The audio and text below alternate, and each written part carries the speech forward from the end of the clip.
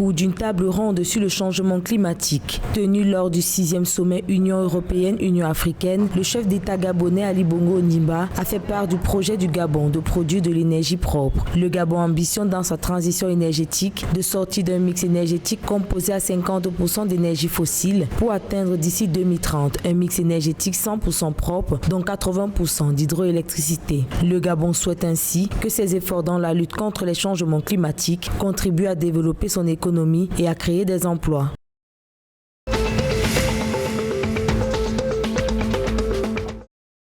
Le secrétaire général de l'Organisation des Nations Unies, Antonio Guterres, a mis en évidence les actions commises en République centrafricaine par les forces nationales et leur soutien étranger. Les tensions politiques persistent en Centrafrique et le dialogue républicain au point mort met en difficulté l'application de l'accord de 2019. Antonio Guterres, tout en dénonçant plusieurs opérations menées par l'armée et ses mercenaires, exhorte les autorités du pays à mieux maîtriser les forces armées centrafricaines ainsi que d'autres personnels de sécurité.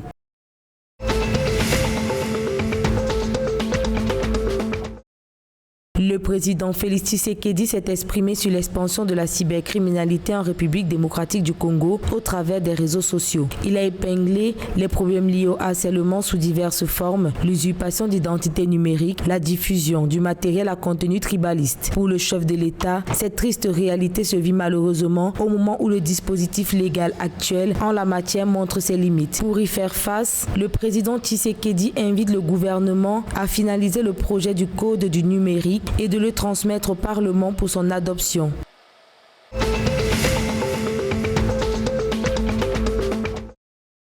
Entre 2022 et 2032, le corridor Douala-N'Djamena va bénéficier de 471,7 milliards de francs CFA, des fonds qui devraient être investis dans l'amélioration des infrastructures routières et ferroviaires sur le dit corridor. La partie Cameroun se concentre sur la réhabilitation de la voie ferrée entre Douala et Yaoundé et la modernisation de la signalisation ferroviaire entre Douala et Ngaoundéré, la réhabilitation des plateformes de transfert de fret entre les rails et les routes. Pour rappel, le corridor Douala-N'Djamena concentre 35% du PIB de ces deux pays et dessert 20% de la population du Tchad et 35% de celle du Cameroun.